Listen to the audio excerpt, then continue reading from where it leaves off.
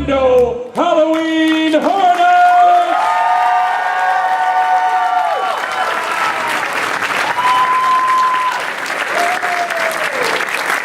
Hello, I am Ed Edmonds with Distortions and also the Making Monster TV show.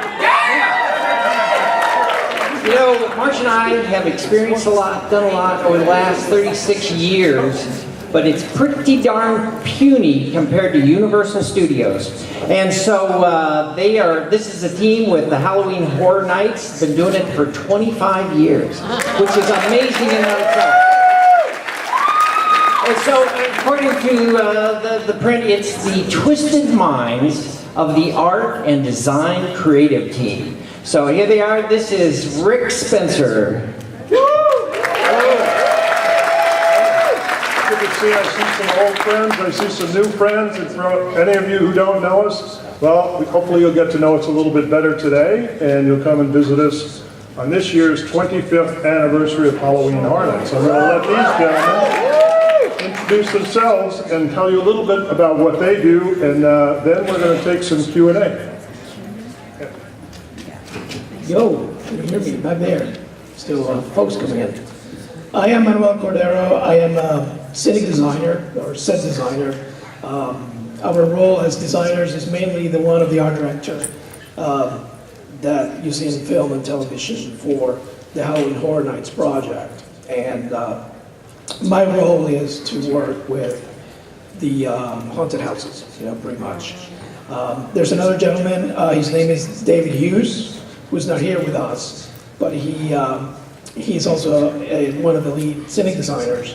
And then, of course, Nick Collins here on the other side of the road, who works as a designer as well. And I'm very excited about the 25 years that we're celebrating.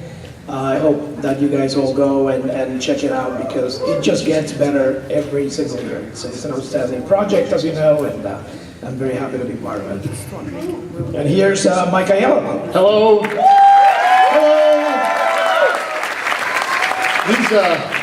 These chairs are really comfortable. These are way more comfortable than we should be allowed to sit in. They are chairs that I don't exactly know how I should sit in them. I'm in heaven myself. I feel like I'm laying so far back, like I should be watching something. It's weird. All right, I'll sit up here like this. That feels better.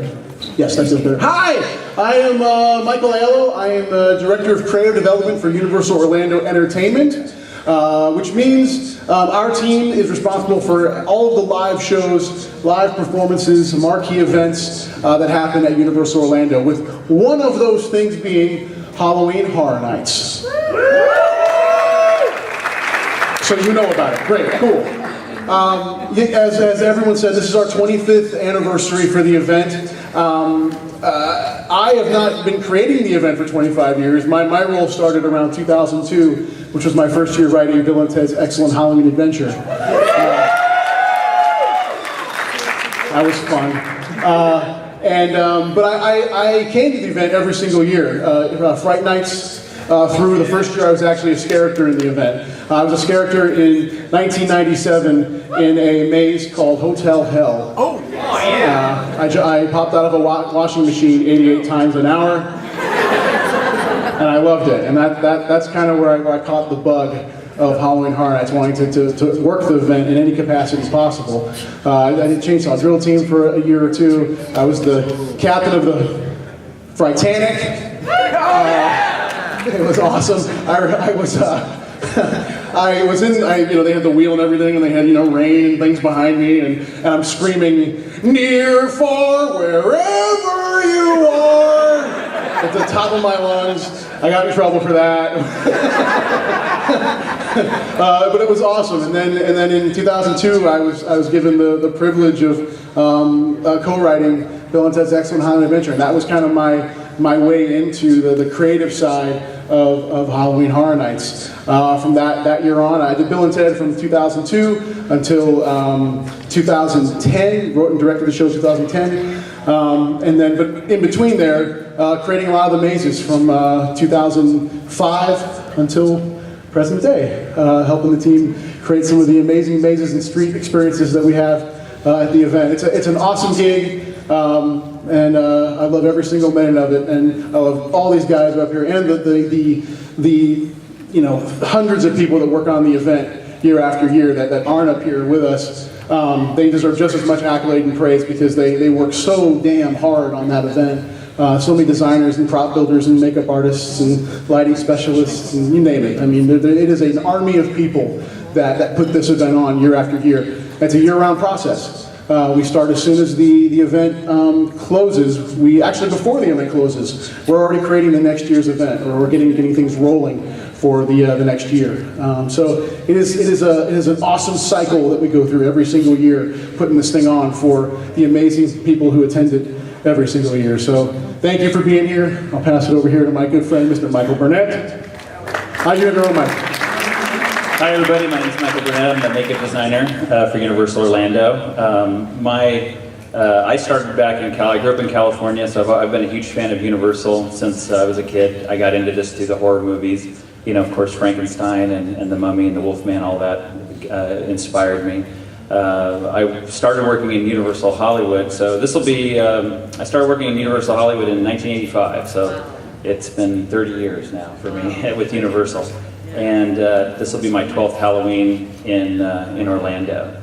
So I get to work with, and like Michael said, we do events throughout the year, including makeup. We do Mardi Gras, and Grinchmas is a real big one for us with the Who's and the Grinch, as well as the event, the shows in the park, Beetlejuice and Olive Oil. We do so. We're doing makeup all the time, but Halloween is, of course, the big one for us. And I got a great team of makeup artists that I work with to do that. And so I'm really looking forward to the 25th and all the cool stuff that we know about, that we can't tell you about, but you'll get to see really soon. Tell us a little bit about some of your staff. What else do they do? Well, we have about 60, 65, 70 makeup artists that are seasonal makeup artists that work with us, throughout the year. But some of them, we've got about 6 of our artists that were on Face Off. If anybody watches Face Off, it seems about every season, every other season, we've got somebody from Orlando. So it's we got a really great team here. We're really lucky to have that group. So I'll pass it over to Patrick. Awesome. Hey everybody, how's it going? Good.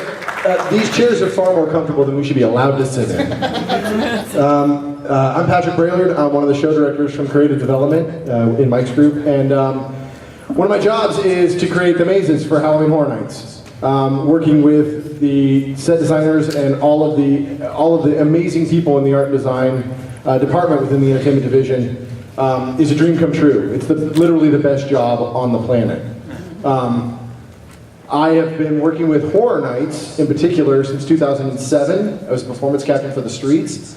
And then in 2008, I came back and was a show director for the Houses. And then in 2009, was invited back not only as a show director for the Houses, but also as part of the concept team. And I've stayed on the concept team ever since. With a small stint as the show director and writer for Bill and Ted in 2011.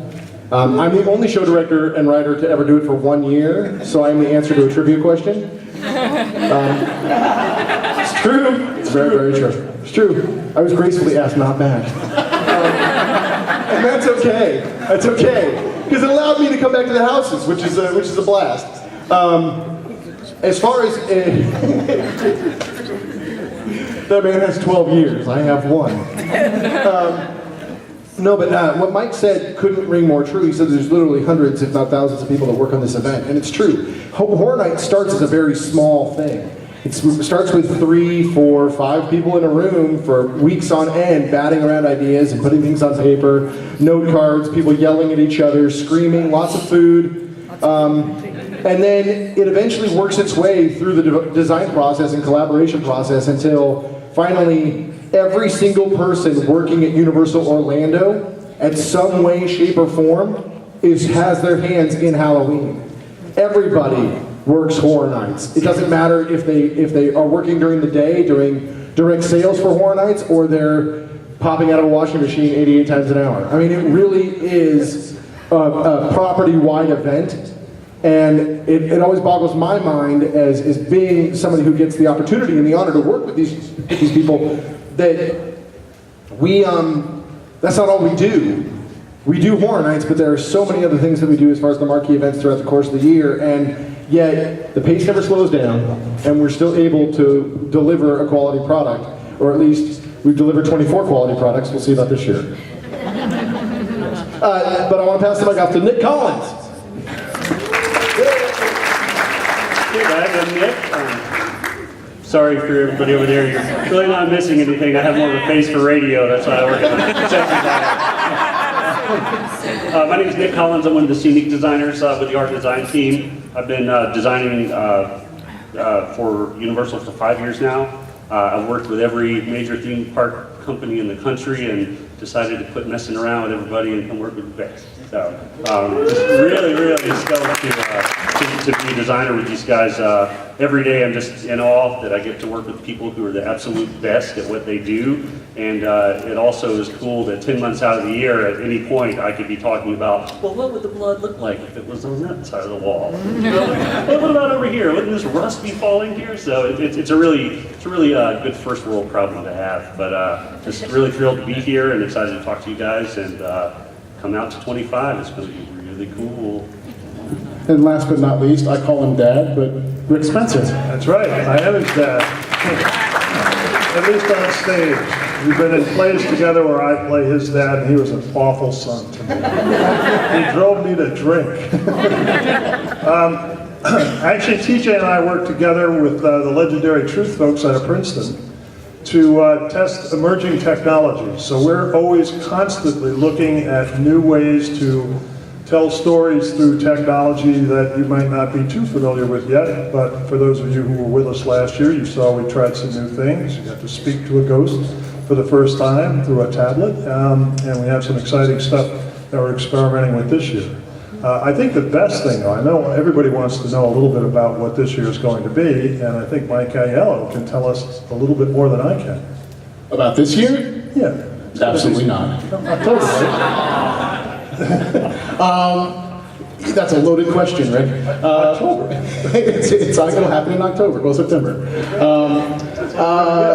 Well, here's one thing I got to say. I know anybody on the Twitter account who's on the Horror Nights Twitter, cool. If you're not, feel free to do so. That is run most of the time by me, some of the time by our marketing department. But whenever you see something that doesn't sound like marketing, that's me.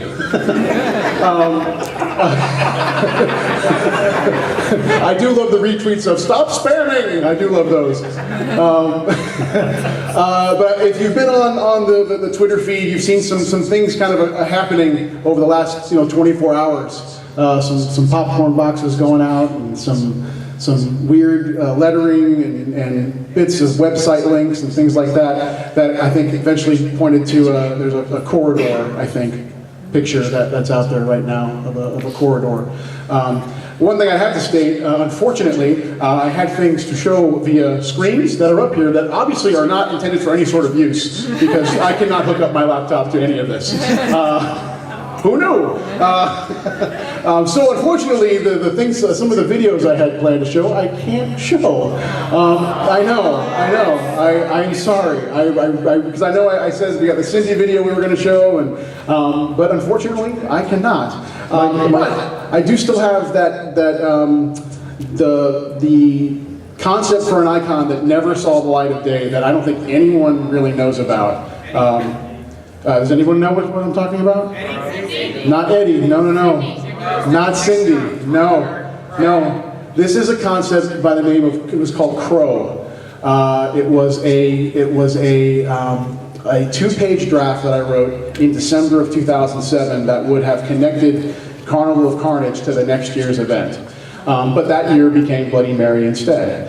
And no one has really even heard this. Patrick, I think, read it a couple of years ago. I haven't even read it or looked at it in probably 7 years. So I'm going to read it for you guys today, if that's okay with you. We'll get to that. Okay? But I feel bad for not being able to show the videos, so as a consolation, I'm going to read you something that probably only 5 people have ever heard of a potential icon that we would have had for Halloween Horror Nights. Yeah, we need like a campfire. Yeah, I can just pull my laptop and we can all kind of gather around. I'm sure the fire marshal will love that. Hey, Mike, it's safe to say that's as close to Cindy as they're ever going to get. In this bag, yes. We keep her in here. She's in there. Anyway, so while you do that, I'll tell a little bit about what happens when a complete campaign gets trashed at the last minute. If you want to go ahead and go. Okay, yeah. Well, why don't we do some Q&A and then we'll do that as like maybe a finale. Okay. All right. Yeah, I'm sure you have questions. So we have one microphone here, and I've got one I can run back if someone wants to raise their hand with a question. I'll come by. Oh, stand by. We've got one right here. Why don't we do this? If you guys have a question, why don't we go from the back? We'll do this Comic-Con style. There's a mic here up front as well, I think.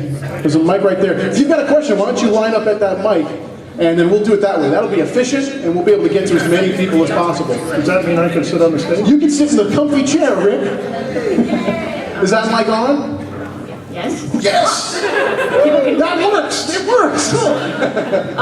As an aspiring artist who always loved telling Horror Nights, Bloody Mary would have to be my first year I went. How do you guys get into the business if you want to try to get into the business? Yes. A question we get a lot. It is, everybody on this stage has a different story of how they got into doing Halloween Horror Nights. For me, it was merely right place, right time, literally. It was like lucky, okay? I was a scare. I started at the park in '96. I started at Jaws, God rest its soul.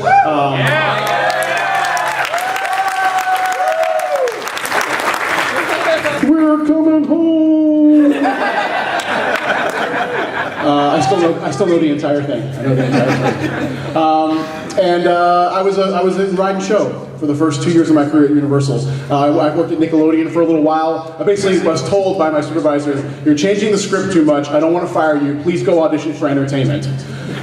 So I did, and got a job at Game Lab at Nickelodeon Studios. Working there as a lab assistant, taking people on tours of the studio where they used to film, Clarissa Explains It All, and Kenan and Kel, and all that, and do the Double Dare, the Lick 1000, all those things. And then I did Blues Brothers for a long time. I was in Elwood and the Blues Brothers show at Universal for years and years and years.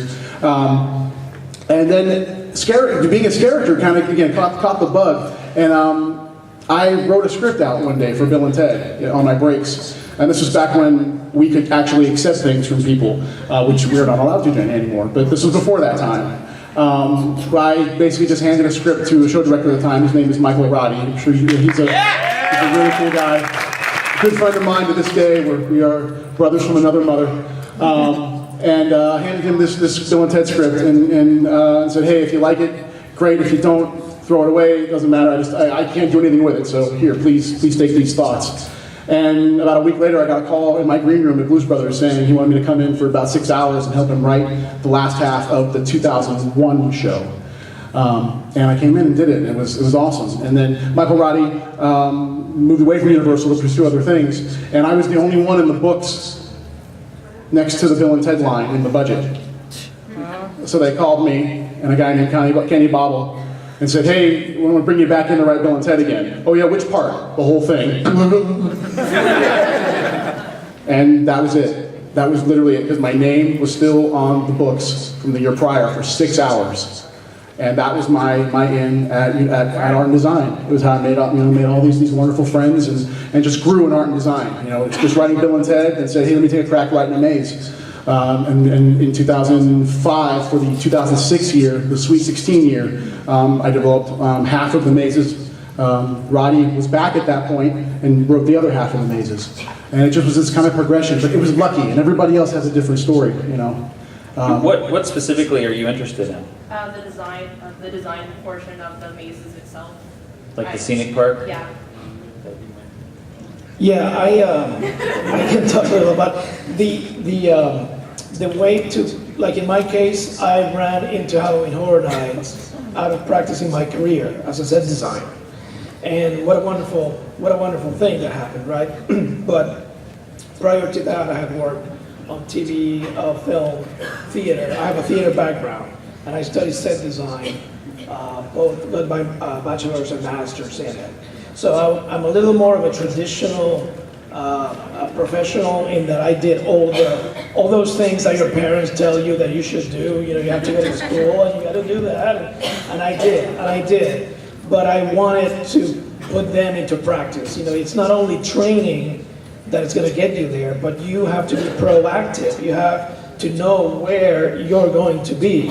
So if you're planning on designing, taking interior design, architecture, set design, do so, keeping in mind that eventually you would like to do a project like this, and then apply your knowledge and your contacts. And I mean, it's a bit of a long road, but it's not that long because it really is worth it. It really is worth it. And then the satisfaction of applying the theater, the film, the television theories into Halloween, it's outstanding, because if you really look around when you go into those mazes, you see all of those disciplines manifested into them. And now more than ever, because we're getting so detailed, we're getting so, so critical with ourselves, with our process, that, the fact that you're thinking about studying it, it's the way to go. So I really, I don't know if any of you guys want to add on to this. Well, I can add something just as far as the scenic goes. In addition to the training and being, familiar with what, scenic design is and just good rules of design, there's a saying called success leaves footprints. There's no reason to reinvent the wheel. If you want to be a set designer, look and see what set designers do. There are lots of forums, you can see lots of pictures of the kind of work that we do. People come up all the time and they're like, oh my gosh, I would love to design houses for Halloween Horror Nights. So I'm like, well, do you have any sketches? And they're like, no. It's like, well, if you want to do it, show me that you want to do it, and do it just the same that Mike did. I mean, he wrote a script, not knowing if anybody was going to, want to produce it or anything, but do some designs, make some sketches so that people can look at your work and see that you're really serious about doing it. Because if someone does randomly say, okay, you don't have any work to show, but we'll give you a chance, and you're like, well, I really don't know how to do it. And you're like, well, that one opportunity was wasted. So be ready if somebody says, okay, let's see what you can do. Yeah, unfortunately, there's no Halloween Horror Nights 101 in college. Maybe we should start that. Hell yeah. Hell, we should start one. UCF. Now, I will say that we got to have these chairs, though. The traditional road, as far as in any principle, as far as whether or not it's design or it's acting or it's directing or writing or whatever it might be, two kind of things that just sparked up is that, one, success does leave footprints, and you need to make sure that whatever your art form is, whatever medium it takes, whether it's painting, sculpting, whatever it might be, you have to do it. It's not enough to just say, I want to be a writer or I want to be a painter. You should be painting or writing all the time. If not on a piece of paper or in a computer, then in your head. I can't tell you how my car drives home are just filled with nothing but notes in my head that I can't wait to spill out onto a page, because that's what I need to do. And secondly, everybody thinks that they need to go from 0 to 60 in like 2.6 seconds, and nobody here or in art and design got to where they are overnight. It just didn't happen. As lucky as we might be, and I consider myself one of the luckiest people that work in art and design. Because like Mike, it was a right here, right now, kind of right place kind of thing. But when I graduated from college, I have an undergraduate and a graduate in theater, the traditional road like Manuel, and I said after I graduated that I wanted 10% of my earnings, whatever they might be, to come from my art. And the next year, I said I want 25% to come from my art. And the next year was 50%, then 75, then 100. And it worked out that way because I set reasonable goals and reasonable limits to myself, but said, I still want to get into whatever drives me. And you never know where those are going to take you. You might say that you want to design Halloween Horror Nights, but how do you know that you don't get into a carpentry shop in traditional theater and you find out that that's your outlet? You won't know unless you search it out. Yes. I want to piggyback on that, and what he said is absolutely correct. You've got to practice your art. How many people out here would be interested in being makeup artists? Because that's my area. All right, cool. I interview all the makeup artists for that position, and I will get people who come in and who went to makeup school, 5-6 years ago, and they'll show me the pictures, and I'll say, well, what have you done since? Well, I haven't done anything since. And it's like, if that's really your passion, you've got to do it. When I got into this, and my background's a little different because I started doing this in the 80s when, when the horror thing, kicked off, and I was living in California. I was in college, and I was a theater major, and there weren't a lot of people doing special makeup effects, so I got really lucky and got in, and got to work on things, because there weren't anybody else. It's like, well, you know what plaster is? Here, come over here and make this mold, But when I wasn't working on things or doing school, I was doing my own projects in my parents' garage. I don't think they parked their car in their garage from the time I was about 8 years old. It was taken over we turned it into a haunted house on Halloween,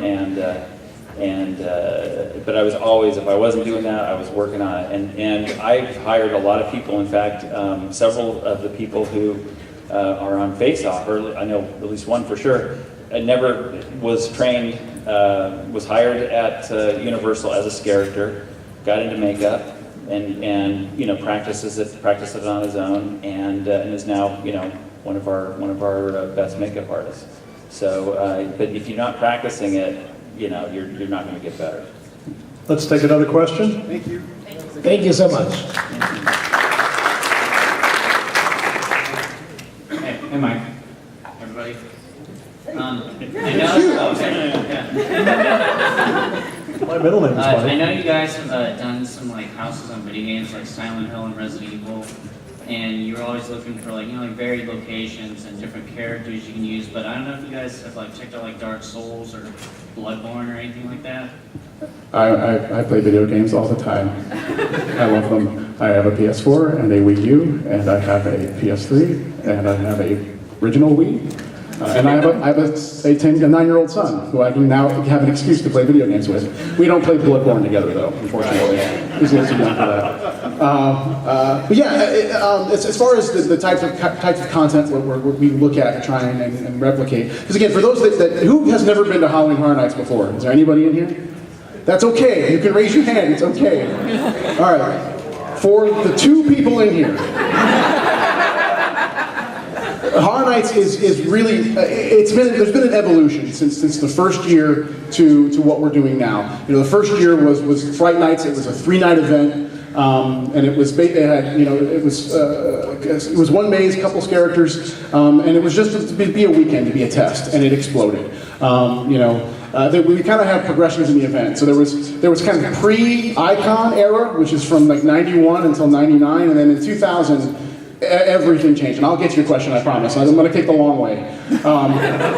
In 2000, everything changed. 2000 was the first year that we had an icon for the event, and I'm sure everyone here, except for the 2, know that icon was Jack the Clown.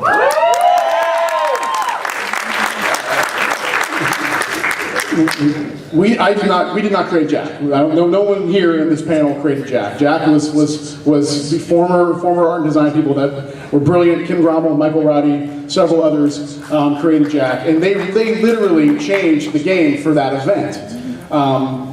Jack the Clown became his own entity. He became, and the only purpose was to give the event a voice, because prior to that it had been logo driven. It was all, every year had a different logo, but there wasn't a voice for the event. Jack the Clown brought that, as well as the man who has played Jack the Clown since day one. His name is James Keaton, and he's absolutely and he was the other half to that equation. Michael and Kim kind of developed his look. Makeup artists, created his look at that time, but James Keaton brought the voice and the personality to that role. And that became, that kind of worked. So actually it worked really, really well. So every year after that became a different icon that kind of represented the event. And that was what we call kind of the iconic era of Halloween Horror Nights. And that has now shifted into a new scenario where it's a blend of original content and IP driven. Whether it's Walking Dead or Evil Dead or American Werewolf in London or yes. So the event has a balance to it that we try and maintain as best we can, where there's original ideas that we're able to create and present, as well as intellectual properties that are known, that people want to be a part of. They want to experience a 360 environment of Walking Dead. They want to, they want to experience American Werewolf in London. They want to experience a Resident Evil or a Silent Hill. And the IP game is always the most difficult one because, not to say the original content's not, but we always crave to create original stuff because it's all up here. We just want to get it out. The IP game is a different animal because we're really trying to play into what's popular. It's pop culture. We need to kind of key into what will drive someone to want to come to the event, and something that we feel we can really do something with in a very real and significant way. So choosing the intellectual properties is probably the hardest thing that we go through, because it's also not always us up here a part of that conversation. There's marketing and advertising and brand and insights team doing surveys, and there's these meetings and meetings and meetings we sit in where there's all this data and say, well, if you do this, it'll drive this audience. If you do this, it'll drive this audience. And we're like, okay. Can't we just make something So you just want to make something scary, and so it's this kind of this group collaboration that we were a part of to end up with where the IPs kind of land. Bloodborne's an awesome game. I love it. It's fantastic. If you haven't played it, play it. It's really, really good. Dying Light. I enjoy that one too. That's a good one. Actually, I have that on my GameFly right now. It's on the desk. So yeah, there's no one answer for that because there's so many conversations on what we end up going with as far as the properties that we choose. Video games have been a part of the event. They're also a little more niche as well, we've discovered. Silent Hill and Resident Evil, we felt were great mazes. The general public who may not have played those games or may not be a huge horror fan, huge horror fan, didn't respond as well. We do GSAT or surveys at the end of every single maze where we get all kinds of data when someone leaves. Usually it's right when they leave the event. There are these surveys that are taken. And every maze, every single street, every single bit of content is rated. And we get all that data, and we're like poring over it, going, okay, why did they think this way this weekend? What was different? Oh, it rained. Oh, everything dropped when it rained. Seriously. All the ratings go right down the toilet when it rains at the event, but that's psychological, Those surveys are all psychological. So we really play into all of those things to try and decide what is it we're going to do. You want to see torture? Torture is watching the executives debate whether the high volume, which results in lower GSATs, is worth it.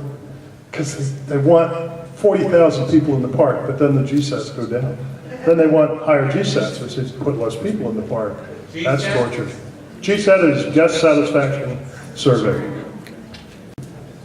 It is an awesome cycle that we go through. It's not, the creative aspect is a large portion, but their theme park is a business. It's a business, and we're a part of that business as well. But it definitely drives how we create, and also instills in us to create. When we are given the opportunity to create a lot of original stuff, we really want to attack it the best we can. So, thanks, man. Yeah, no problem.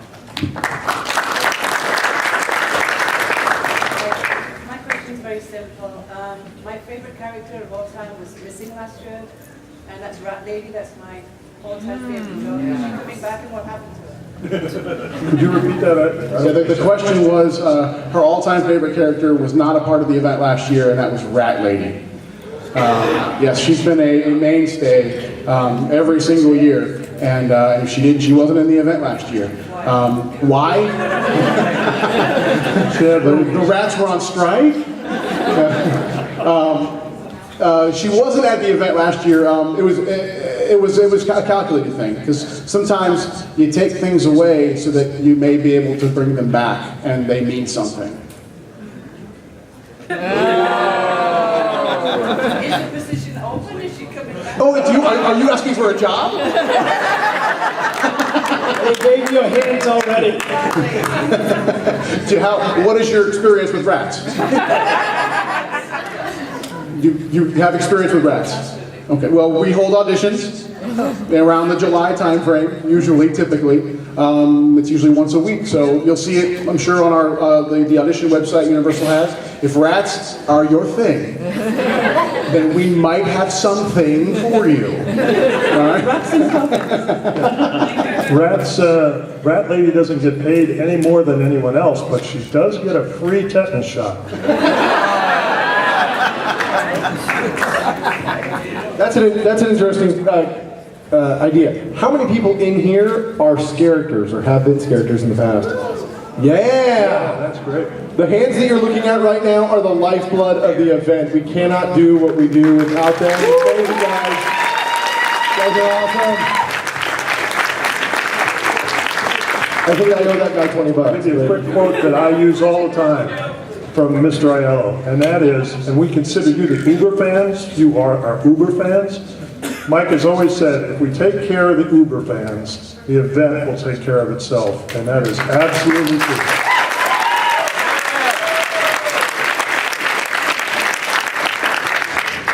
Hi, I have a question for all you guys. I'll stop talking. I'm talking a lot. Sorry, guys. Last year, Halloween, and then the year before, American Werewolf in London. Awesome, amazing. Will there be, will that pattern of classic horror IPs continue? Like, say, in the future, like the Amityville Horror or Night of the Living Dead, will that continue, making more maces on classic IPs? I'm talking a lot. I would like to think so. I would like to think so. I mean, we're all huge horror fans, first and foremost. I mean, yeah, give it up for the genre. It's funny. It's funny because when you look cinematically, westerns have more films than any other genre. Believe it or not. But horror is catching it super, super quickly. Horror will eventually overcome westerns as the #1 genre as far as the multitude of films are concerned. It's going to happen. And we wouldn't be able to do our jobs unless we were super fans of horror first. That's what drives us to do the job that we do, because we know that we have a responsibility, like Rick said, to all of you to get the event right. But also, when we walk through a maze, if we see something that we're not enjoying, or if we walk through the streets and we notice something that isn't quite right, based on our love for the genre and for the themes, then we're not doing our jobs right, and we need to fix that. So I would hope so, but I can't speak for the event. Well, the intention every year is to try and do at least one that pays homage to everything that we as the current creators grew up with. That's why you saw Halloween, and I'm wearing them right now. Halloween shoes. Halloween's my favorite horror film of all time, so it's like, okay, if you get the opportunity to replicate that in any way possible, is always, it's like awesome. We're sitting at the table going, writing and drawing and creating and doing creating the masks, replicating this amazing, look. And sometimes there's like those pinch me moments, so it's like, wow, we're doing this. This is really, really damn cool. Just a quick comment. I'm glad you brought up Halloween because I really hope that Michael Myers returns to Halloween.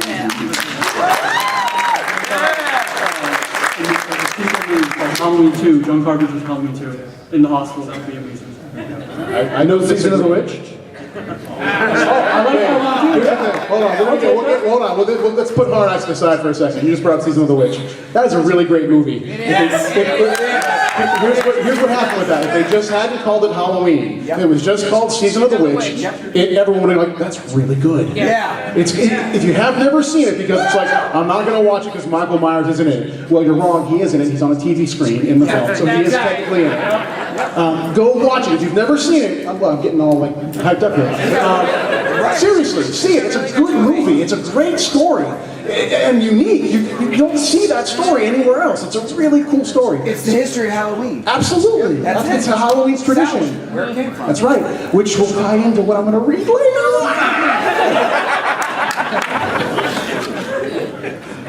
Awesome. Thank you. Hi. Mike Myers here. Michael, yes, he is here. I have a question. As far as, because you mentioned about technology at the event and the increasing use of it, and with obviously going on 25 years, how does technology inspire you guys to remain more creative, to be able to engage your fans, and also people that maybe have never been to the event, to tie into the stories that you guys want to tell, and maybe more about the mazes, be more intrigued with the characters?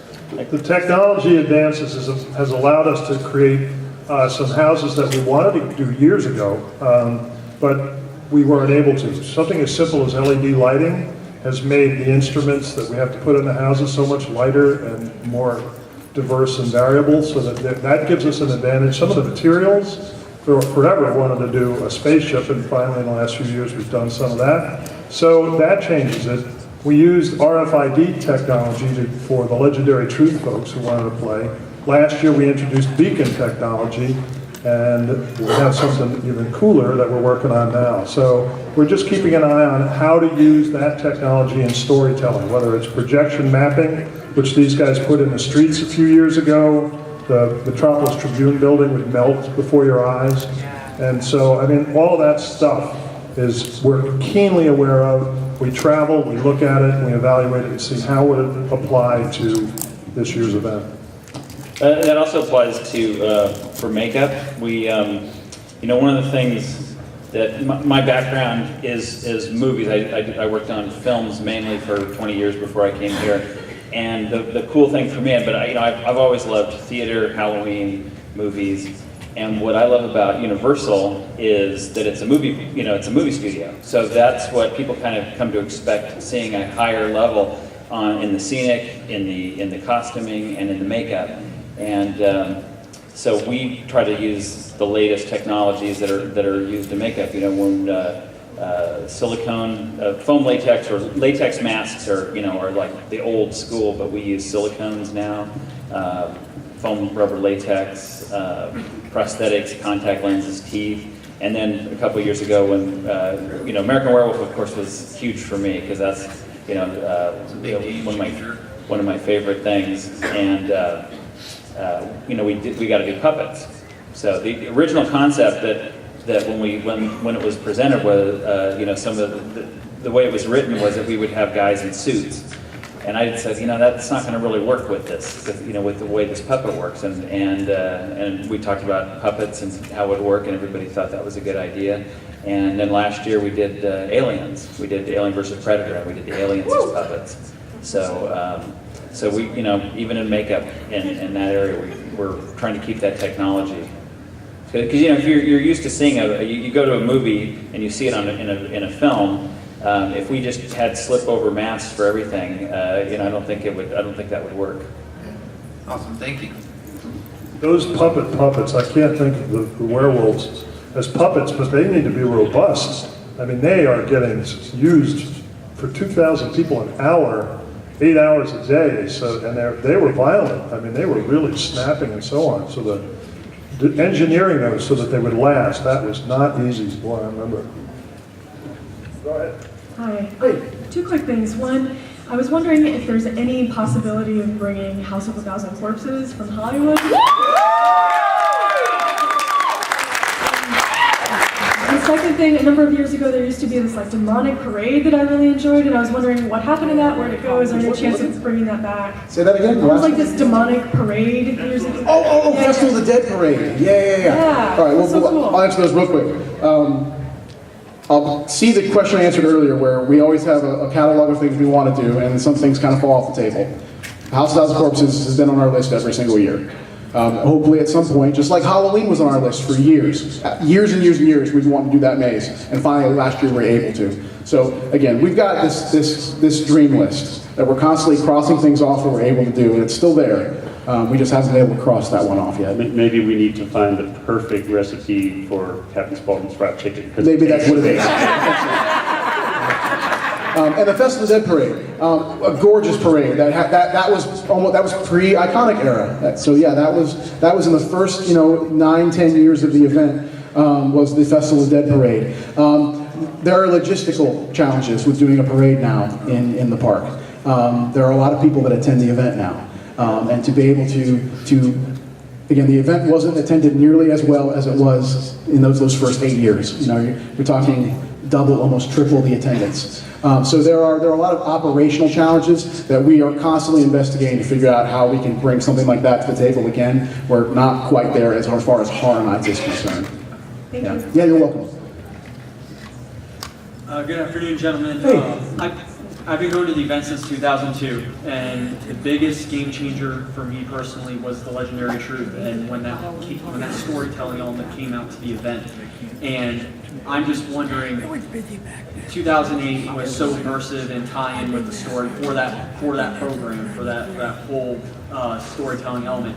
Are we going to see something soon because I know it keeps falling a little bit short and things keep getting a little sidelined sometimes, but is Legendary Truth going to become a prominent force within the event again like it was back then when it first started?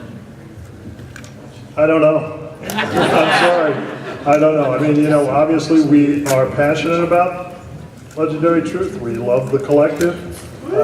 We have big plans for it, but it's always a matter of business as to whether or not, they want to divert enough funds for us to do it as immersively as we did. I got to be honest, we do that under the radar very often, especially the first few years. No one really knew what we were doing. Now people walk around with Legendary Truth t-shirts all year round. So I keep hoping when I see them pop up at the grill that yes, it will be back, but I can't promise it. Our heart is there. Thank you. Thanks. All right, it'll be the last question, then I'll read this thing. Hi, hello.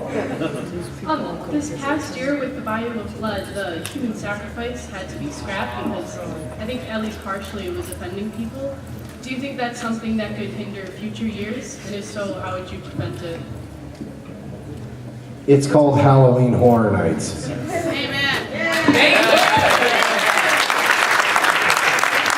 The quick answer is, no, that's not going to hinder that. We have things planned for this year that are of that vein. So. Back when we did Terra Coentus and Islands of Adventure, we would drag a high school kid out of the audience and execute them on stage with a chainsaw and lower them into a burning pit, and no one said anything. All right, last one. We got some Purge devotees here. Yes, we do. I can't understand what you're saying. Who's the character? One second. Me and my son just say, we love you, we love Horror Nights. We moved here 2 years ago, and we have a frequent beer pass, and thank you so much. We're so glad you enjoyed it. It's all like 15 times, I don't know, every night we can, so just thank you. Thank you. And again, the fans of this event, you guys, and the thousands that are not in this room are some of the best people in the entire world. So passionate and so nice. We never have an issue with anybody coming up to us and saying hi, or because you're always so nice and down to earth, and we so appreciate that. Thank you. So we got about 11 minutes left. Should I read this thing to you guys? I'll read this thing. Okay. So like I said, this was potentially a link to the 2007 event. And I have not read this. I apologize in advance for my 2007 writing. We'll see what happens. All right. Listen closely, it can still be heard. Within the wind and the cold, dark tonal notes dance. Inside the fog's memory, maniacal laughter reverberates. Wooden wagon wheels have etched trails into the earth leading off towards oblivion. It was here, on the crimson field, where horrors beyond comprehension flourished. But for now, the carnival is gone, but not forgotten. Nathaniel Crowe remembered it well. He remembered the day he met the ringmaster, the clown whose face was masked in the shadows of night, simply asked for his land. He said that this place just seemed right. It had been a long and bloody history, this land, used for early pagan rituals. Many lives were sacrificed in the name of Samhain. For centuries since then, no living thing has prospered on this land.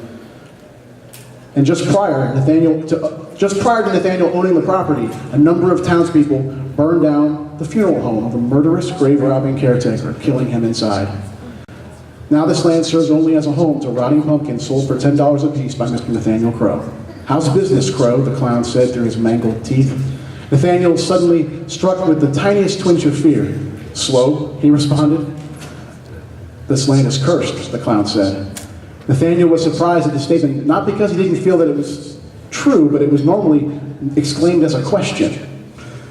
"Always has been, always will be," Nathaniel said with a sigh. "I haven't sold a pumpkin. Hell, I haven't sold, grown, or built anything on this land since the day I bought it. And that wasn't for lack of trying either. So you can put on your little carnival, but don't be surprised if the outcome of all of it is just like those pumpkins, rotting and dead. On that, Nathaniel Crow, you can count on, the clown said. For the first time, Nathaniel caught a good glimpse of the ringmaster's face in the moonlight as he spoke. His twisted, toothy smile promised wonders no man has ever encountered. He told Nathaniel that the land has put his blood, sweat, and tears into, and would finally pay him back with unimaginable power. Sensing nothing more than theatrics, Nathaniel left the deformed clown to his business. As though it happened overnight, the carnival opened. The wonders the clown spoke of were amazing to Nathaniel, and in the way hell is wondrous to those who wish nothing else but to see its evils and bask in its flames. The dark carnival seduced Nathaniel in ways that cannot be explained. Temptation and sin filled his soul with sights and sounds the devil himself would consider morbid. It opened his mind to evils no man should want to survive through, but Nathaniel did survive. While all other patrons of the carnival were meeting untimely deaths, Nathaniel always walked away unscathed. "Why do you allow me to live when all around me perishes at your hands?" Nathaniel asked this ringmaster. "You'll see, Crow, you'll see." The ringmaster replied with a laugh. Those words echoed in Nathaniel's mind as he gazed upon his now empty field. Patches of soil now show only where tents once were. His fist clenched with anger. "He promised me," he whispered through his teeth. Hatred filled his soul as he lamented on power and wishes the clown prince vowed him he had not received. For the first time he felt cold. His hands now bled from being clenched so tightly, feeling the dark liquid run down his palms and drip into the soft soil below. Nathaniel's eyes caught a faded carnival poster flapping in the breeze. A large gust ripped it from a blood-stained telephone pole it was attached to. Nathaniel followed the tattered poster with his eyes as it drifted effortlessly in the wind, up and down, finally resting in the palm of his bloody hand. However, now Nathaniel surprised the poster was blank. No longer did it advertise Carnival of Carnage. Instead, he noticed his blood soaking into the parchment. Like running down glass, his blood fanned along the paper's fibers, forming letters. And it spelled this: "Forgotten are the ways of old, tradition's blood, black and cold. Up through dirt, roots grow and burst, evils return, you'll see what came first. When ravens and crows made the night black, pumpkins were carved to keep evil back. When the howl of the wind sent shivers up spines, graves of our dead covered in vines. When black cats crossed paths and wolves howled, and true witches did more than laugh and scowl. Your time has come, Nathaniel Crow. Outside the box, you'll think, you'll grow. Terror's traditions, its ways you will demand. Halloween's true self is at hand." The poem's final words echoed. His mind raced as he tried to sense what he just read. Looking down at the parchment once more, the letters turned back into liquid and raced back to his palms. Nathaniel's mind raced with visions. He heard, "Think outside the box. Ringmaster cranks a jack in the box. We are the four. You will be my finest work." A film director lines up his shot. But 5 men will become a true tale of terror. An old woman brandishes a pair of scissors. Nathaniel Crow. A caretaker produces a pocket watch. Your time has come. The final vision Nathaniel saw in his own face, displaying the most evil expression. Crow's eyes disappeared and blackness replaced them. His jaw fell agape and candlelight appeared deep in his throat. The last thing he heard was a raven's shrill, ear-piercing call. Nathaniel awoke lying in the cursed field he owned, lifting his head, looking forward. Nathaniel saw something unreal. Hundreds of pumpkins he once sold and positioned in front of him, all brandished carvings of faces in pure terror, each lit from the inside. The candles burned in varied hues of red and orange. Just behind the rotting patch, hundreds of crows were perched atop a broken wooden fence. Their eyes glowed red, all focused on Nathaniel. And just as the moon crept from behind the clouded sky, every bird in unison cried out and leapt from their perch towards him. Instinctively, Nathaniel tried to get up. However, his cursed land had something different in mind. Mangled and porous fruit shot through the ground with great force and stabbed through Nathaniel's appendages, pinning him. The chorus of crows flying towards him muffled his cries of pain. Landing on top of Nathaniel, the crows began pecking at his clothing and flesh. Digging and clawing, the crows tore deep into Nathaniel. He was being transformed. Every crow that removed a piece of flesh, large or small, another was at the ready to replace it with a piece of rotten pumpkin and straw. Quickly and meticulously, the crows ripped and replaced Nathaniel's body. The roots of earth that had once imprisoned Nathaniel now began wrapping into his hands and feet, creating earthy claws. While a crow pecked out his left eye, the ground forced Nathaniel into an upright position. Looking now like a grotesque marionette, the birds continued to peck away. His screams slowly transformed from a gritty liquid sound to a deep, resonating bellow as roots ripped through his neck, grabbing his jaw and breaking it, forcing it downward towards his chest. The skin around stretching and tearing as another crow places a candle from a nearby pumpkin into his mouth. The candle's flame ignites a bright orange, its flickers lighting inside. One by one, the crows left the form that was once Nathaniel Crow and returned perched atop the rotting pumpkins. Landing, they gazed at what they had created, Halloween itself. All the fears, blood, revelry, and traditions that make up that eve so hallowed was infused into the body of a man. The roots finally lowered his body to the ground as two crows carried a large brown duster, their once costumed an average scarecrow not far away. Nathaniel Crow was no more. Now, only Crow was born. His land, which contained the souls of Halloween's past, had given him the great power he was promised. His only purpose, to let none forget the true terror that Halloween was centuries ago. Simply put, to make the spirit of Halloween terrifying once again and uphold terror's tradition. It's his ways he will demand. Halloween's true self is at hand.